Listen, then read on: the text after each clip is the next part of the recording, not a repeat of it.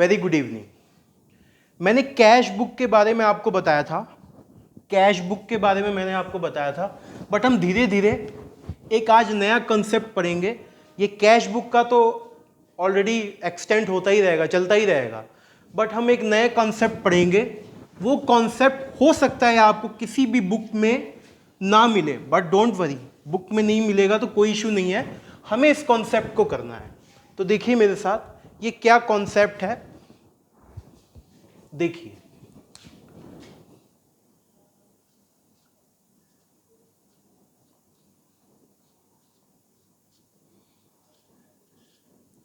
Concept 8, which is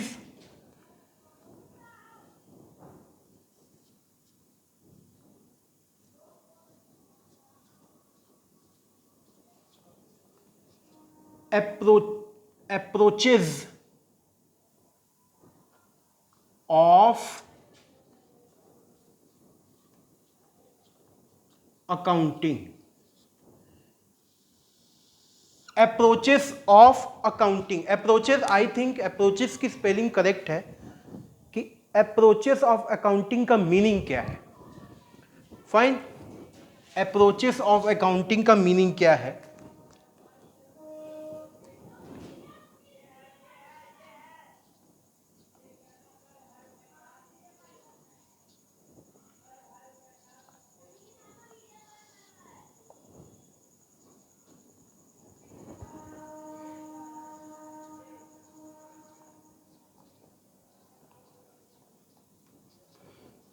approaches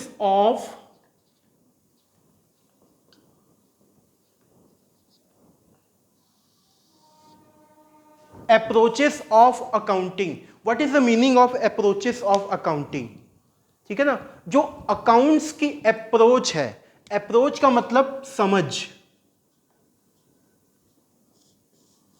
approach का मतलब समझ, अप्रोच का मतलब क्या होता है, अप्रोच का मतलब समझ कि किस अकाउंटिंग को किस अप्रोच से हम करेंगे। तो बहुत आराम से सीखेंगे कि ये कॉन्सेप्ट क्या हमको सिखाता है। देखिए, पूरे वर्ल्ड में, not only in India but पूरे वर्ल्ड में जो अप्रोच है वो दो ही अप्रोच है अकाउंट्स की, अकाउंटिंग की दो ही अप्रोच है। फर्स्ट वन इज ब्रिटिशियस, जो इटालियन अकाउंटिंग हम करते हैं, and second one is American approach, जो अमेरिका की अप्रोच है उसको हम फॉलो करते हैं। तो फर्स्ट वन मैंने क्या बताया, British approach, Italian approach, traditional approach, ठीक है ना। तो पूरे वर्ल्ड में अकाउंटिंग की सिर्फ दो ही अप्रोच है, उसके अलावा पूरे वर्ल्ड में कोई अकाउंटिंग की अप्रोच नहीं है सिवाय दो ही अप्रोच के, थर्ड कोई ऐसी अप्रोच नहीं है, ठीक है, टिल नाउ। तो हमें क्या देखना है, हम दो अप्रोचेस को पढ़ेंगे। First one is first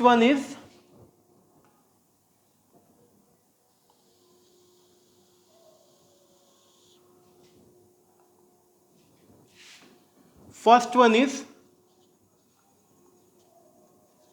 British oblique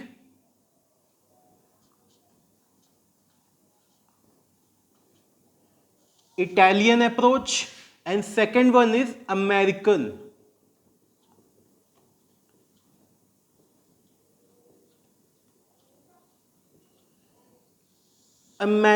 approach।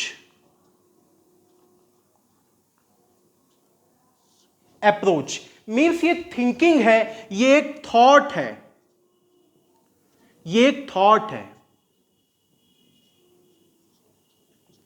ये एक थॉट है, अकाउंटिंग का ये एक थॉट है। एक ब्रिटिशियस अप्रोच है एंड देन एक अमेरिकन अप्रोच है। अब आपके ब्रेन में एक क्वेश्चन अराइज होगा कि what is the meaning of American and what is the meaning of British, आखिर इनमें से कौन सी अप्रोच को हमको फॉलो करना है। तो पूरे वर्ल्ड में मैंने जैसे आपको कहा कि अकाउंट्स की दो ही अप्रोच है, दो ही अप्रोच का मीनिंग है कि अकाउंट्स के दो अलग अलग प्रिंसिपल्स बताए गए हैं, दो अलग अलग तरीके बताए गए हैं। अकाउंट्स वही है लेकिन एक सोच, एक समझ है, ठीक है ना। तो ये पूरे वर्ल्ड में दो ही अप्रोचेस है। पहला ब्रिटिशियस अप्रोच, इसको हम ओल्डेस्ट अप्रोच भी बोलते हैं, ओल्डेस्ट अप्रोच। ओल्डेस्ट अप्रोच भी बोलेंगे और इसको हम लोग मॉडर्न अप्रोच भी बोलेंगे।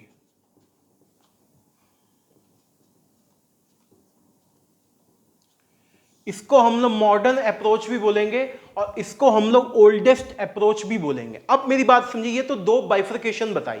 मैं एक बेसिक बात ये बताना चाहता हूं, बहुत टाइम आपका वेस्ट नहीं करूंगा।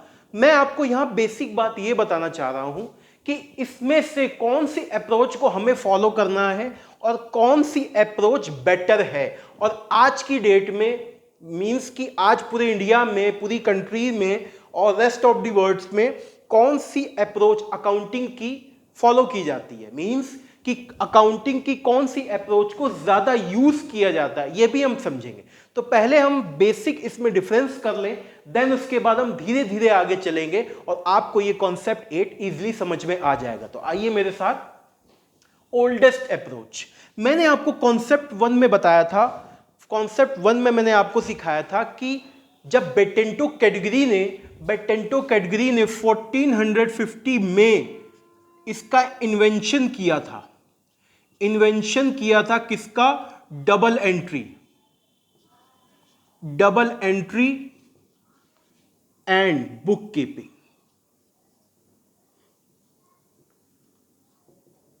अब मुझे मालूम है कि आपको डबल एंट्री का मीनिंग पता है और बुक कीपिंग का मीनिंग पता है, बट फिर भी हम यहां पे थोड़ा सा हम समझने की कोशिश करते हैं। What is the meaning of double entry? Double entry का मीनिंग क्या है एंड बुक कीपिंग का मीनिंग क्या है? डबल एंट्री का मतलब होता है जहां पे हम डबल दो ट्रांजैक्शन के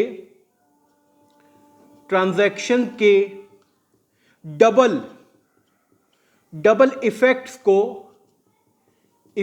को रिकॉर्ड करते हैं। ये बहुत ही, मैंने 1% आपको बताया डबल एंट्री का मीनिंग। मींस कि यहां पे अभी मैंने आपको फुल मीनिंग नहीं बताया, बिकॉज उसके लिए काफी टाइम लगाना पड़ता है, वो कॉन्सेप्ट्स अलग हैं, वो सेपरेट कॉन्सेप्ट्स हैं। बट यहां पे चीजें आएंगी तो यहां पे भी मैं आपको एक इसका ब्रशअप दूंगा कि हाँ ये कैसे हुआ। तो मैंने आपको कॉन्सेप्ट नंबर 1 में ये बताया था कि 1450 में बेटेंटो कैटेगरी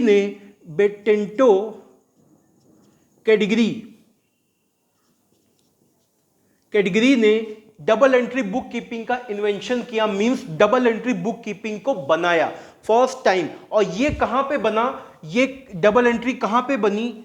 ये बनी इटली में। ये इटली में बनी।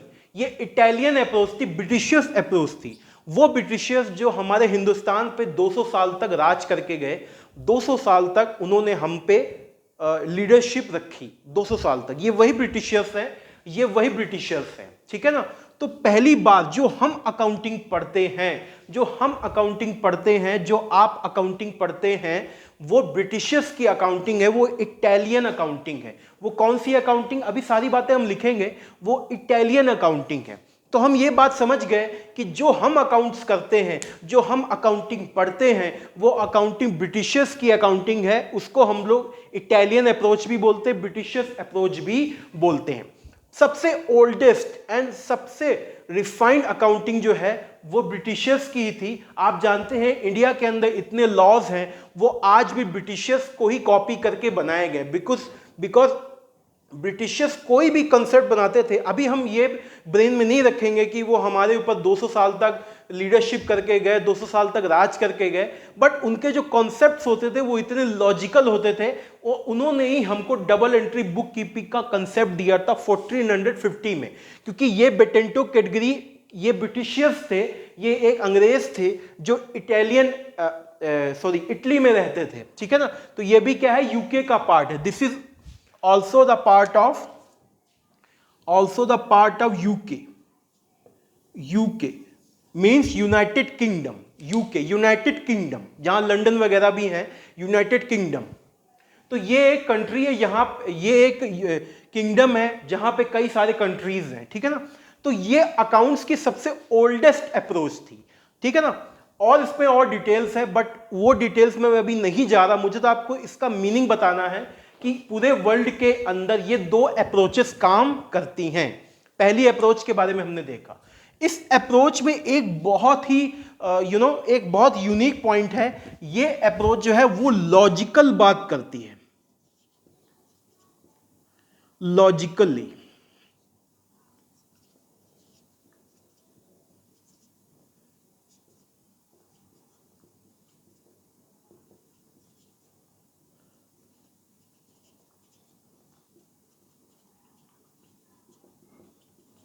ये जो अप्रोच है, ब्रिटिशियस अप्रोच जो है वो लॉजिकल बात करती है, प्रिंसिपल बेस्ड बात करती है। अब आप कहेंगे लॉजिकल का मीनिंग क्या है और प्रिंसिपल बेस्ड का मीनिंग क्या है? तो देखिए मेरे साथ, प्रिंसिपल का मतलब होता है जिसके पीछे कोई ना कोई रीजन है। यहां पे प्रिंसिपल मींस यहां पे लॉजिकली अकाउंट्स को हम फॉलो करते हैं। जैसे मेरे साथ देखिए, मैं इस बात को यहां पे बताता हूं। जैसे आप बैलेंस शीट बनाते हैं, आप बहुत अच्छे से बैलेंस शीट बनाते हैं। यह है balance sheet, this is a balance sheet, ठीक है। इसमें आप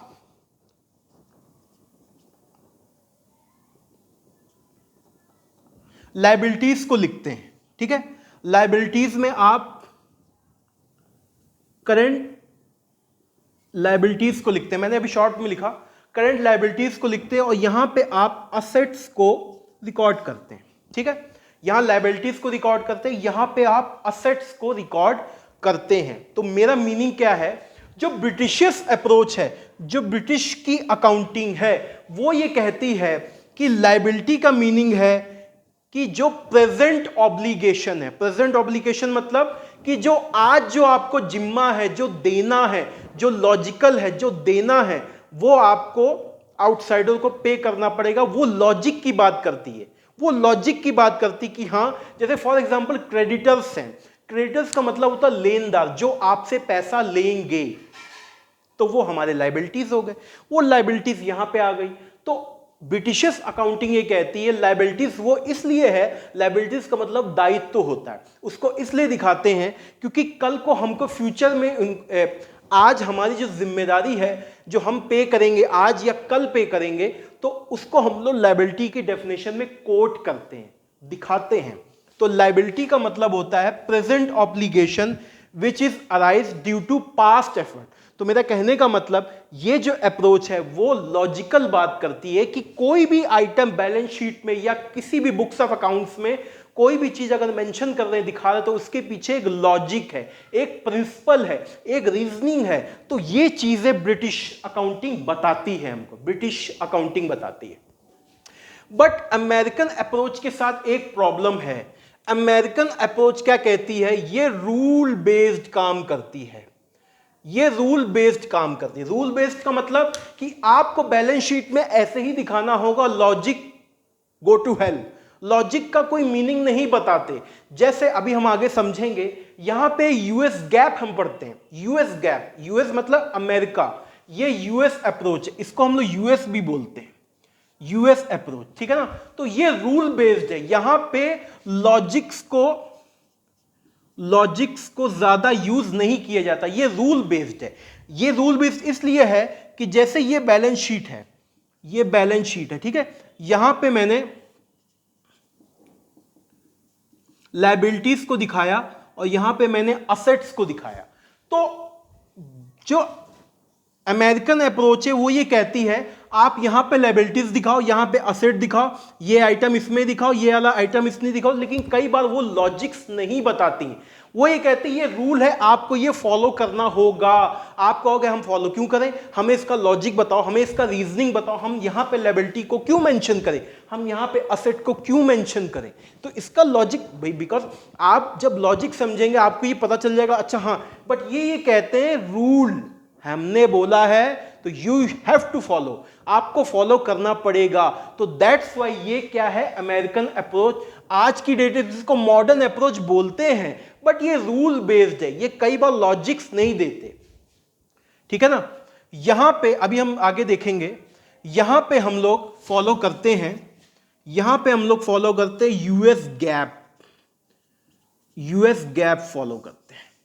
क्या फॉलो करते हैं अमेरिकन अप्रोच में, यूएस गैप। यूएस गैप का मतलब United state of America USA, gap generally accepted accounting principle. अभी सारी बातें लिखेंगे, जनरली एक्सेप्टेड अकाउंटिंग प्रिंसिपल्स। देखिए, और ब्रिटिशर्स में क्या करते थे, ब्रिटिशर्स में फॉलो करते थे आज की डेट में हम लोग फॉलो करते हैं IFRS, और उसका जो बेसिक इंडियन वर्जन है वो है इंड AS IFRS। सारी बातें लिखेंगे। IFRS का मतलब international financial reporting standards, and Ind AS का मीनिंग है इंडियन अकाउंटिंग स्टैंडर्ड। ये बेसिकली IFRS का ही इंडियन वर्जन है, बिकॉज इंडिया के लॉस के हिसाब से इसमें कुछ मॉडिफिकेशन करना होता है। किसमें मॉडिफिकेशन करना होता है? इंड AS में। तो इंडिया में IFRS को अडॉप्ट किया गया, बट उसमें उसको थोड़ा मॉडिफाई करके इंड AS बोल दिया गया, क्योंकि एज इट इज कॉपी इसलिए नहीं कर सकते क्योंकि यूके के IFRS है, इंटरनेशनल फाइनेंशियल रिपोर्टिंग स्टैंडर्ड्स। तो ये यूके के IFRS है, जो ब्रिटिश और इटालियन जो कंट्रीज है वहां के ये IFRS हैं। तो हमारी कंट्रीज में कंपनीज एक्ट चलता है 2013, वहां पे चलता है कंपनीज एक्ट 2016। तो आप अलग अलग कंट्रीज के अलग अलग लॉज होते हैं। तो हमारी कंट्रीज में IFRS आया, बट उसमें कुछ मॉडिफिकेशन करके, कुछ चेंजेस करके, कुछ बदलाव करके हमने बनाया इंड AS। हमने किसने? Institute of Chartered Accountants of India, जो आपकी CA इंस्टीट्यूट है। जब आप CA करेंगे तो वहां पे ये बोर्ड्स जो है मिलके काम करते हैं, ठीक है। तो हमने इस कॉन्सेप्ट में ये देखा, अभी रिटन में बातें रह गई हैं कि अकाउंट्स की सिर्फ दो ही अप्रोच होती है पूरे वर्ल्ड के अंदर। वो दो ही अप्रोच को पूरी दुनिया फॉलो करती है। पहली अप्रोच है ब्रिटिशियस, जिसको हम लोग इटालियन अप्रोच बोलते हैं। ये one of the oldest approach है, मींस कि यहीं से अकाउंट्स का जन्म हुआ, यहीं से अकाउंट्स का बर्थ हुआ। तो देखिए, ये अप्रोच 1450 में इन्वेंट की थी बेटेंटो कैडगरी ने, जो इटली के रहने वाले थे, जो इटालियन थे। उन्होंने पहली बार इस कॉन्सेप्ट को दिया। और ये जो अप्रोच है वो लॉजिक पे बात करती है कि बैलेंस शीट में अगर कोई चीज आ रही है तो उसके पीछे का क्या रीजन है, क्या लॉजिक है, उसको लॉजिकली कैसे दिखाएं, ठीक है। तो ये ब्रिटिशियस अप्रोच हमको बताती है प्रिंसिपल बेस्ड अकाउंटिंग। ये यूके की अकाउंटिंग है, यूके की। और दूसरी अप्रोच है अमेरिकन अप्रोच, जो कि हम आज की डेट में मॉडर्न अप्रोच बोलते हैं, क्योंकि ये इस अप्रोच के आने के बाद आई। तो ट्रेडिशनल और मॉडर्न में क्या फर्क है? ट्रेडिशनल मतलब जो सबसे पहले आया वो पुराना हो, और मॉडर्न मतलब उसी का एक फ्रेश वर्जन। तो होता क्या है कि अमेरिका अपनी अप्रोच पे चलता है, जैसे आपने गोल्डन रूल्स पढ़े होंगे, गोल्डन रूल, बट मैं उसको गोल्डन रूल नहीं बोलता। मैं ये बोलता हूं कि वो ट्रेडिशनल अकाउंट्स हैं, वो एक ट्रेडिशनल सिस्टम ऑफ अकाउंटिंग है जो आज भी पूरे वर्ल्ड में फॉलो किया जा रहा है। जैसे आपने पर्सनल, रियल, नॉमिनल पढ़े होंगे, बट ये वहां उस केस में ये अमेरिकन अप्रोच ज्यादा बेटर है, क्योंकि अमेरिकन अप्रोच यहां पे 6 अकाउंट्स के बारे में आपको बताती है। जो पर्सनल, रियल, नॉमिनल हम पढ़ते थे वो ब्रिटिश अकाउंटिंग है, वो इटालियन अकाउंटिंग है।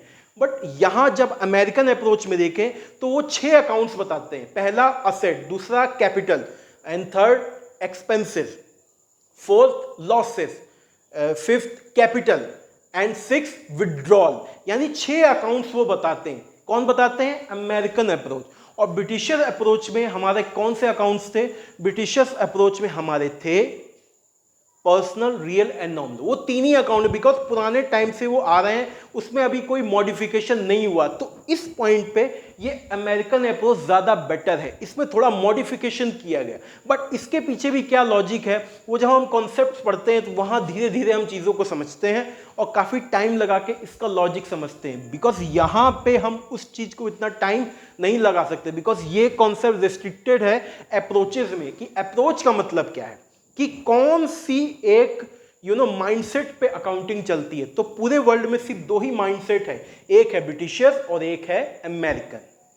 इनमें से बेटर कौन सी है? बेटर है ब्रिटिशियर्स, क्योंकि यहां पे बहुत लॉजिकल बात की जाती है, क्योंकि अमेरिका अपनी ही अप्रोच को फॉलो करता है। अमेरिका किसी भी वर्ल्ड की कोई भी अकाउंटिंग फॉलो नहीं करता।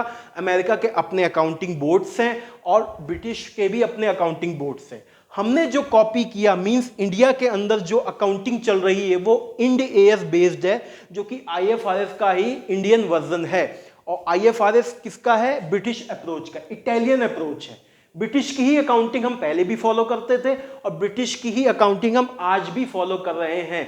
और अमेरिकन कंपनीज हैं इंडिया के अंदर, वो यूएस गैप फॉलो करती हैं, वो अमेरिकन अप्रोच को फॉलो करती हैं कि हम अपनी अप्रोच के हिसाब से ही अकाउंटिंग करेंगे, हमें किसी आईएफआरएस से कोई मतलब नहीं। ठीक है, तो अमेरिका अपनी ईगो में है, वो अपने हिसाब से अकाउंटिंग करते हैं। तो दैट्स वाई एक सेकेंड अप्रोच बनी, जो कि बनी अमेरिकन अप्रोच। अमेरिकन अप्रोच, ठीक है। तो अमेरिका की अपनी अकाउंटिंग है, वो रूल बेस्ड अकाउंटिंग है। वो कहती है ये ऐसे करना ही पड़ेगा, वो रूल बेस्ड है, वो लॉ बेस्ड है, वहां आप लॉजिक नहीं यूज कर सकते। ठीक है, तो हम इस अकाउंटिंग में हम यूएस गैप पढ़ते हैं और ब्रिटिश अकाउंटिंग में हम पढ़ते हैं आईएफआरएस। तो ये एक बेसिक डिफरेंस था जो कॉन्सेप्ट 8 में हमको समझना था कि अप्रोचेस ऑफ अकाउंटिंग क्या होती है।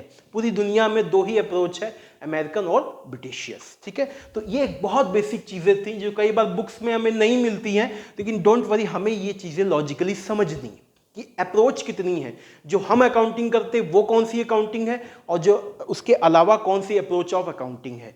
तो ये यहां तक का डिस्कशन था। उसके बाद हम इसमें थोड़ी बात चीजें लिखेंगे।